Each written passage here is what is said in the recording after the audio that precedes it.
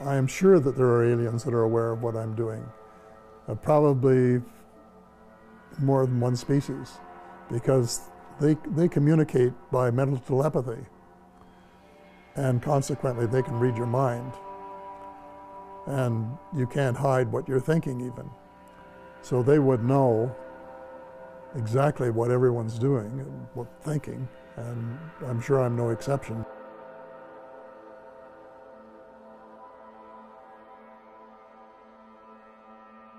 But just as children survive the idea of the Tooth Fairy and Santa Claus when they become adult, I think that tax-paying citizens are quite capable of accepting the new and broader reality that we live in a cosmos teeming with life of various sorts.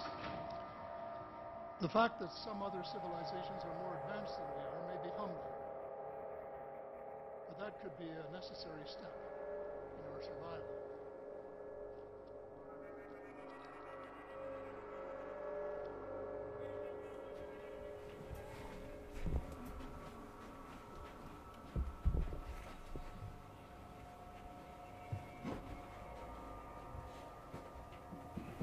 It's very heavy. When was that made? 40 or 50 years ago, back when I was in my heyday. Sometime, I guess. My interest in UFOs was not very great until 8 years ago. When I was Minister of Defense, of course, I got sighting reports, but I was too busy unifying the Canadian Armed Forces to be able to worry about them. So I wouldn't say I was a skeptic. I wasn't. I was an agnostic. I didn't know whether they were real or whether they weren't. But there was a young man in Ottawa whose name was Pierre Juno, and he started sending me things about the UFO file. One of the things he sent me one day was a book called The Day After Roswell, and I found it absolutely fascinating. While I was reading the book, my nephew said, "What are you reading?" I told him what it was, and he said, "Well, I'm a skeptic." A couple of days later, he phoned and said, I was talking to the general. The general, incidentally, was a former United States Air Force general that he had met in his aviation career. And I told him what you were reading, and he said, "Every word of it is true and more." I phoned the general.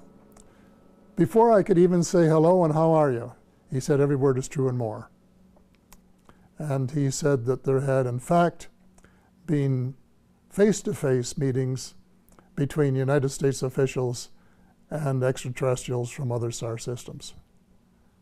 And with that assurance, I decided to go public and say, for the first time, of anyone of cabinet rank from the G8 group of countries, that UFOs are as real as the airplanes flying over your head, and said it without any restriction whatsoever. As soon as the wire systems had got the story out, information started coming in. Dozens of emails with personal experiences of how people have seen vehicles flying over their homes, and in some cases how they've been abducted. And I got these things from many places, including a lot of other countries. I would not attempt to say how many terrestrials are living on Earth at the present time. I have reports of several species that are here and have bases here. There's one species that looks something like a praying mantis. And then the short grays are the ones that you see in the cartoons. The tall grays look much different. They look more like humans. And the Nordic blondes, for example, are so similar to humans that they can walk down the street and not be detected. None of them are exactly the same.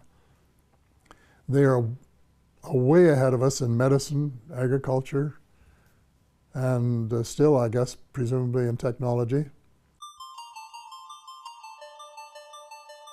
There's no question the U.S. government took this whole idea of advanced technology very seriously and started back engineering and spending a lot of money on it soon after the crashes at Roswell in 1947.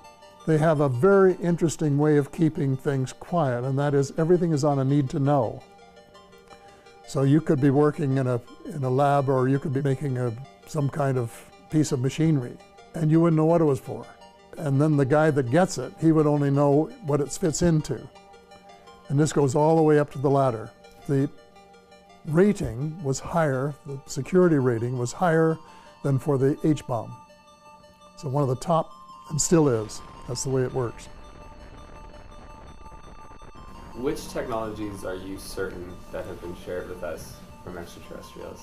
Fiber optics, microchips, Kevlar, and improved lasers, and a whole range of things where their technology was much improved or advanced from ours, light years ahead, really, I think.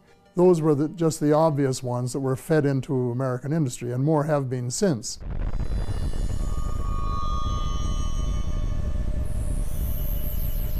There had been lots of visits to Earth, probably going back thousands of years, but the level of activity took on a new dimension after the first atomic bomb was set off at New Mexico in 1945. And all of a sudden, the number of sightings increased.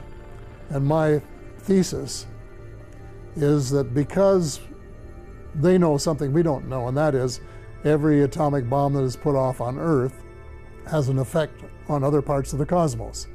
They were concerned about it. And I used this idea that the children are playing with matches. They're afraid that we're going to blow up our planet so that it would be uninhabitable both for ourselves and for visits from them. And they didn't like that idea. So they came down in larger numbers and have been taking inventory of all the American bases, the Russian bases, Chinese bases, all of the bases, doing inventories, finding out exactly where they are, where the nuclear installations, the power installations are, and all that sort of thing.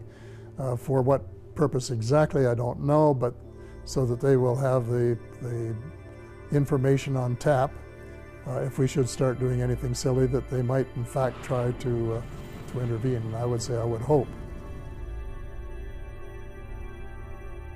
There are a couple of well-known cases. There was one in western United States where a UFO was looking at their intercontinental ballistic missiles and putting them out of action.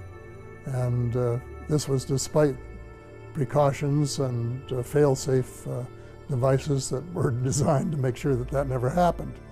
So this, of course, was a matter of great concern to the United States Air Force, and they spent months and months investigating it and trying to figure out what they had to do to, if possible, to protect the invulnerability of their bases.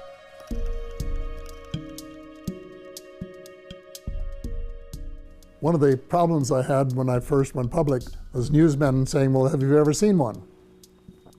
And I said, no. And then they said, well, then we can't really take you seriously.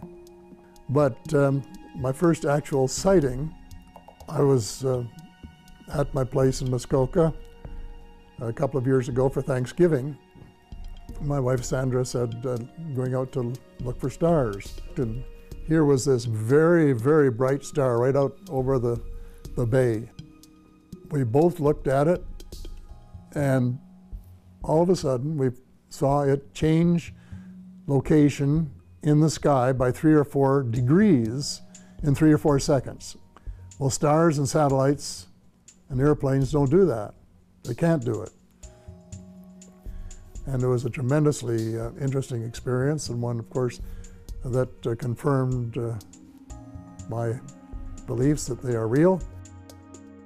After I went public, my daughter, who lives in the old house here at Christmas time, saw one go by her window in the cross behind the boathouse.